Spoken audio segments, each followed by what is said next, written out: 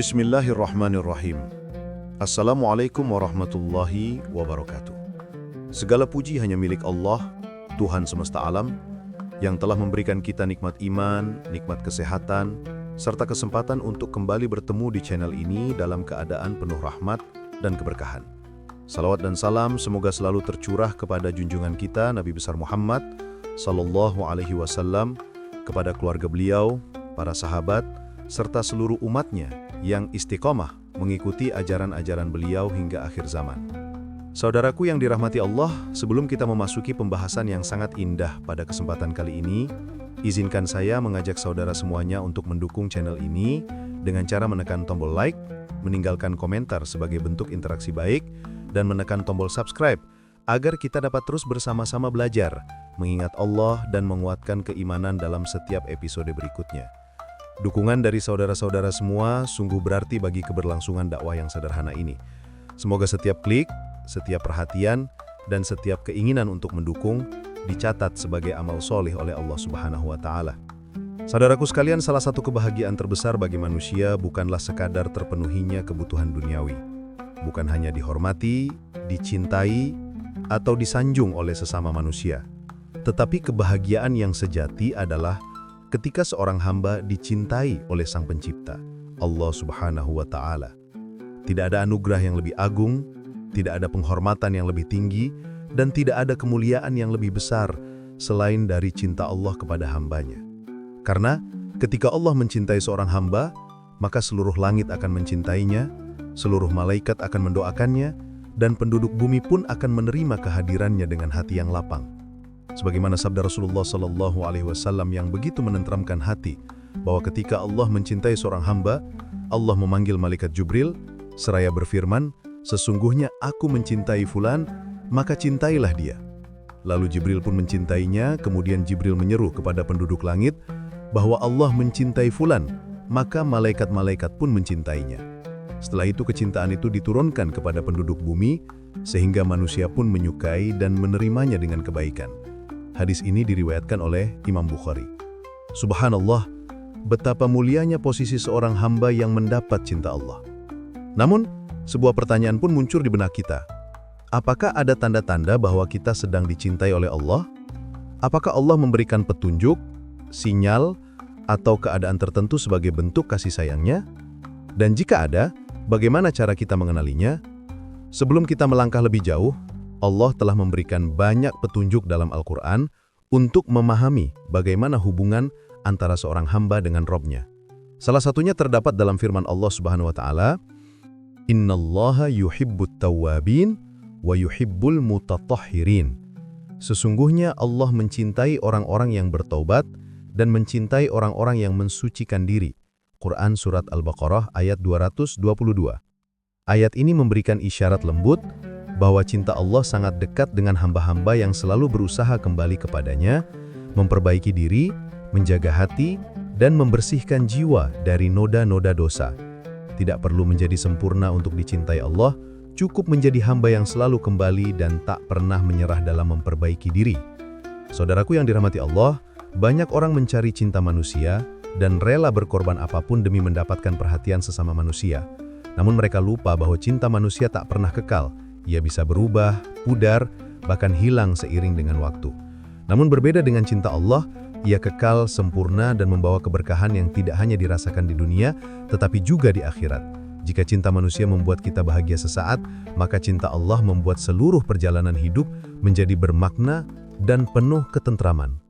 Karena itu, dalam video ini kita akan bersama-sama memahami tanda-tanda seorang hamba yang dicintai oleh Allah Subhanahu wa Ta'ala. Bukan untuk merasa lebih baik dari orang lain, tetapi sebagai cermin untuk memperbaiki diri agar kita dapat meniti jalan menuju cintanya dengan langkah yang lebih pasti. Setiap bagian dari pembahasan ini akan mengalir secara lembut, mengupas keadaan-keadaan yang sering kita alami sehari-hari, namun jarang kita sadari bahwa semua itu merupakan bentuk kasih sayang Allah yang begitu halus. Baiklah saudaraku sekalian, untuk tidak memperpanjang pembukaan ini, mari kita mulai memasuki bagian pertama dari inti pembahasan. Semoga hati kita dibukakan oleh Allah, ditenangkan dan diberi kekuatan untuk memahami setiap pesan yang tersampaikan. Tetap bersama saya hingga akhir, karena insya Allah setiap kalimat mengandung pelajaran yang bisa kita renungkan bersama.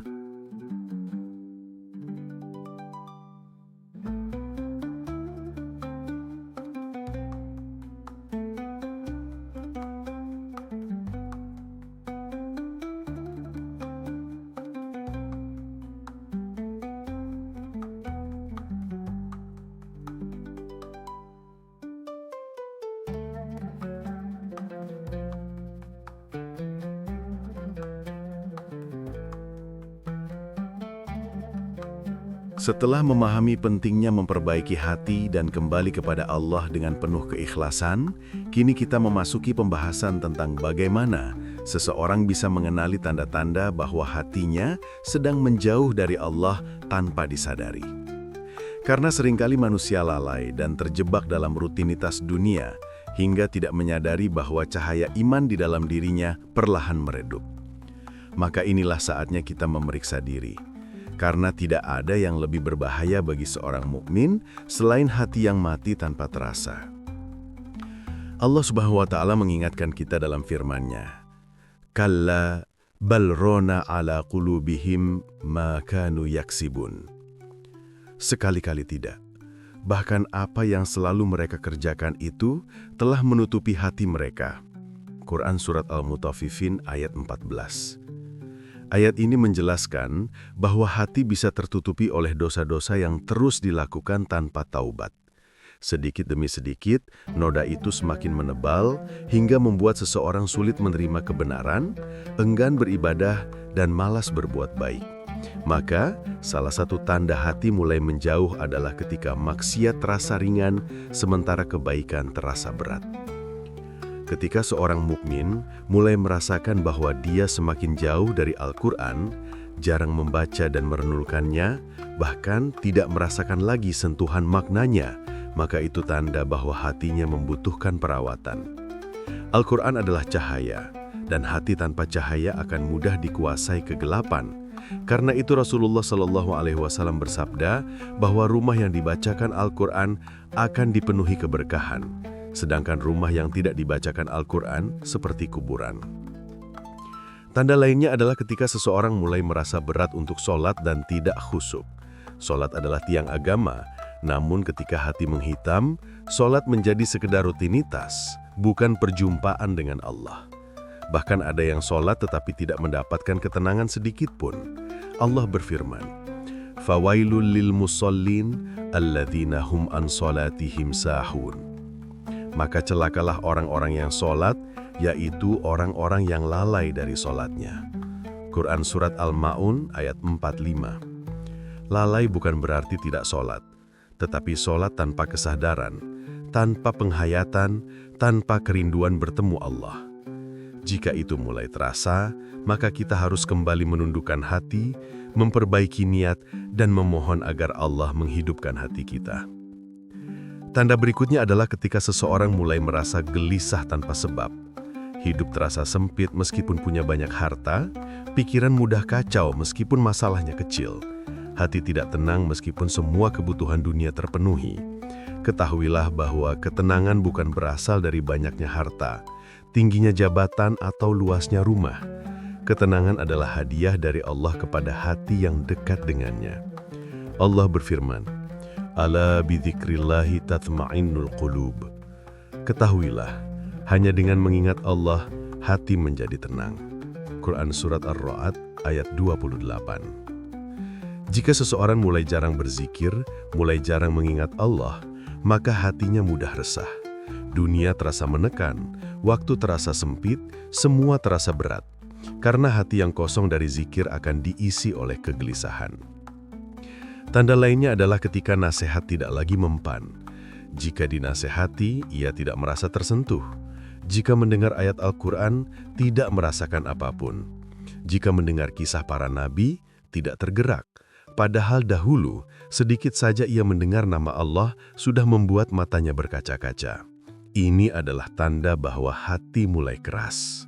Hati yang keras perlu dilembutkan dengan taubat, sedekah, memperbanyak istighfar, dan mendekati lingkungan soleh. Ada pula tanda berupa hilangnya rasa nikmat dalam ibadah.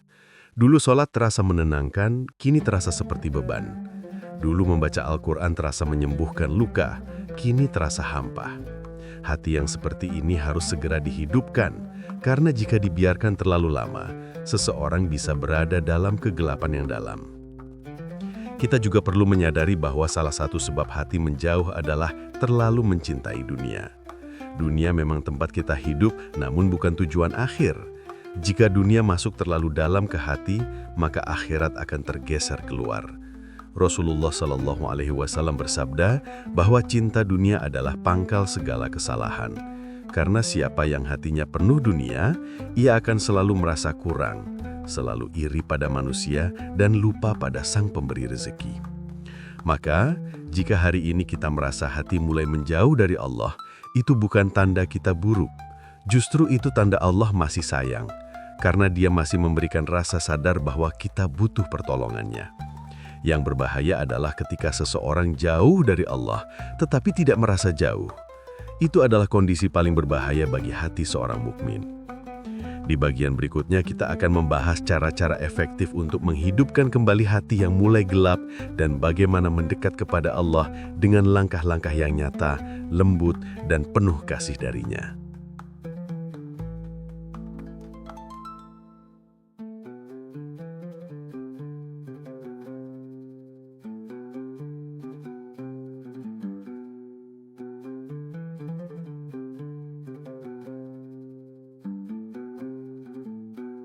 Setelah kita memahami berbagai tanda hati yang mulai menjauh dari Allah, kini kita masuk pada pembahasan tentang bagaimana cara menghidupkan kembali hati tersebut.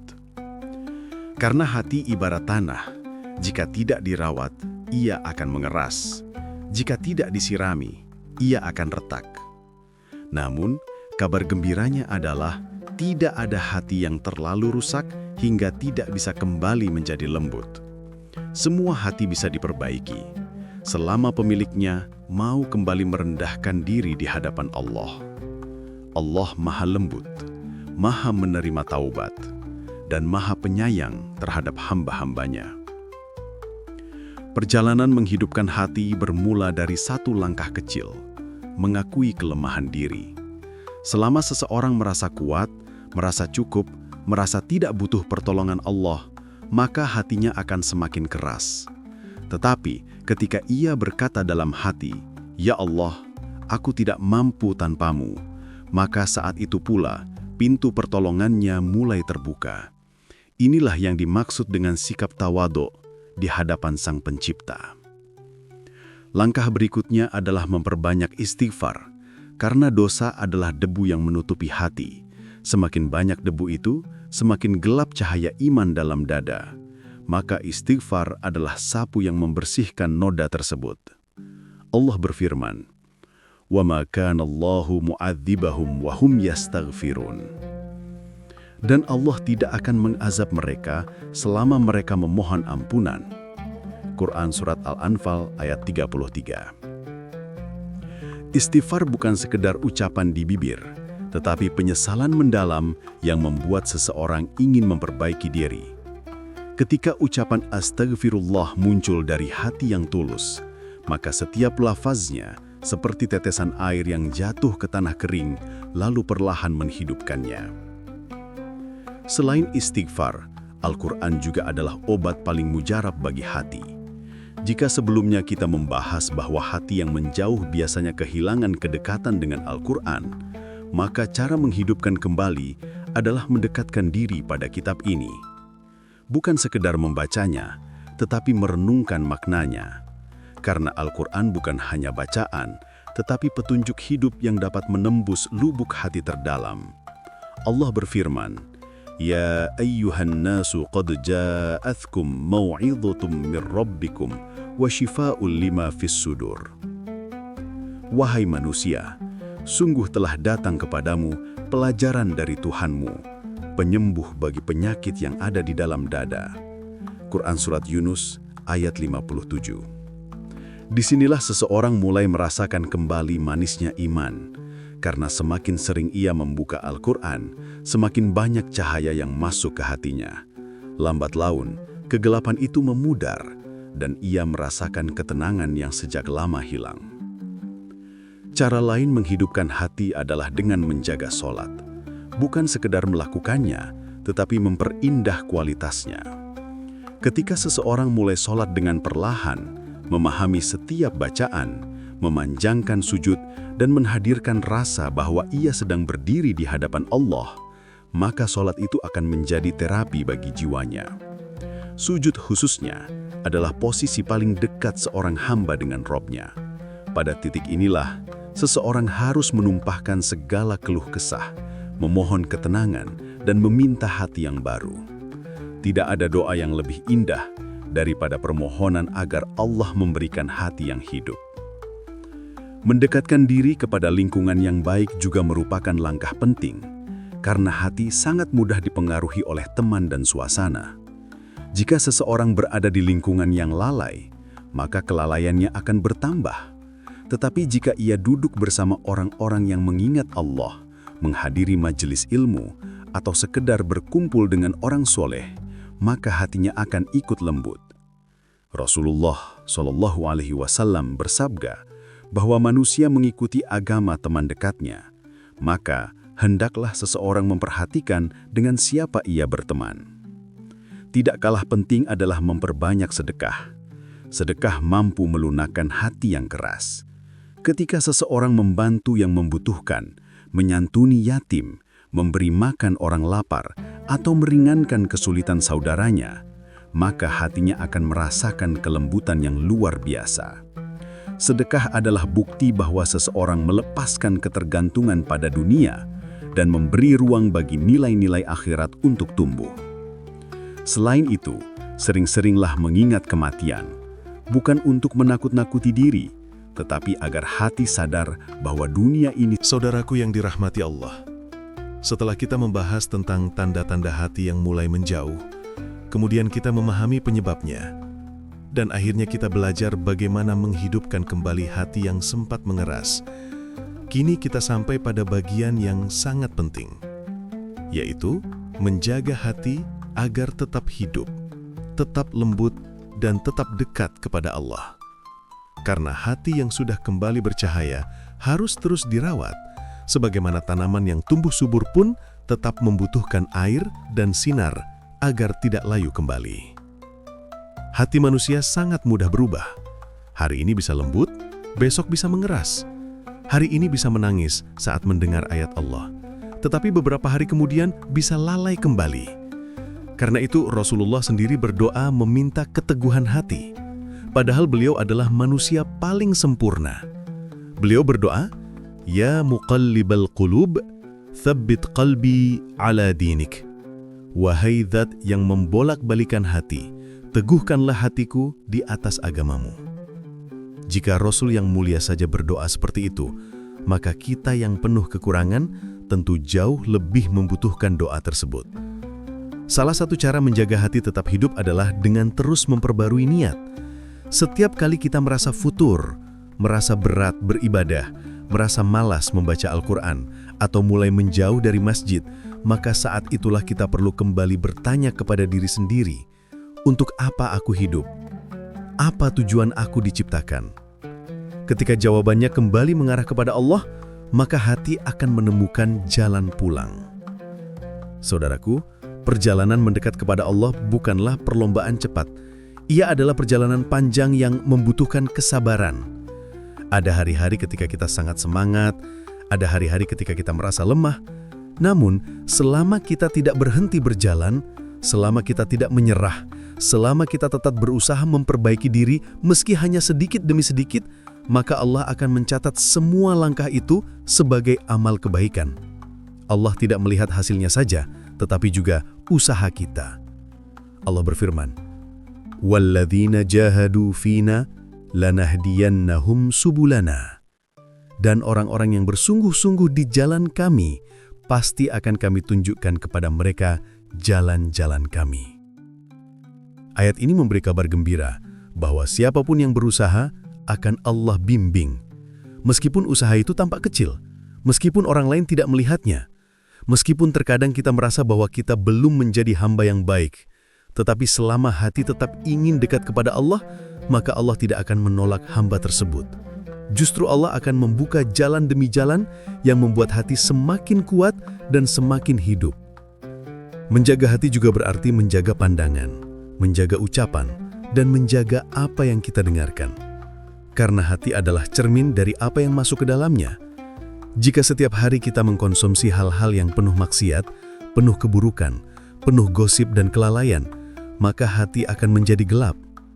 Namun jika kita menjaga apa yang kita lihat, menjaga apa yang kita ucapkan, dan memilih untuk dekat dengan majelis ilmu, Al-Quran, zikir, serta lingkungan yang baik, maka hati akan tetap lembut dan bercahaya. Jangan lupa pula untuk selalu bersyukur, karena syukur adalah cahaya bagi hati. Ketika kita menyadari betapa banyak nikmat yang Allah berikan, betapa sering Allah menolong tanpa kita minta, betapa luas kasih sayangnya meskipun kita sering lalai, maka hati akan dipenuhi rasa cinta kepadanya, dan cinta inilah yang membuat hati tetap hidup. Saudaraku, kehidupan dunia ini sangat singkat. Setiap hari kita melihat orang-orang yang berpulang, meninggalkan dunia yang selama ini mereka kejar.